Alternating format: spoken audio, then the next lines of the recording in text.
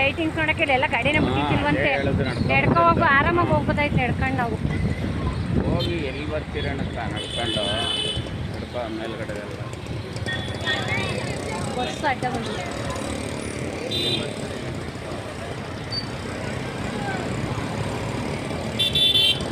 Free ಆಗಿದೆ ನೋಡಿ, ನೆನ್ನೆ ಬಂದಿದ್ರೆ ಗೊತ್ತಾಗ್ಬೋದು.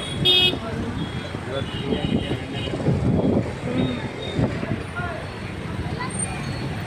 ಬಸ್ ಅಡ್ಡ ಲೈಟ್ಗೆ ಈಗ ಹಿಂಗೆ ನಿಧಾನದಲ್ಲಿ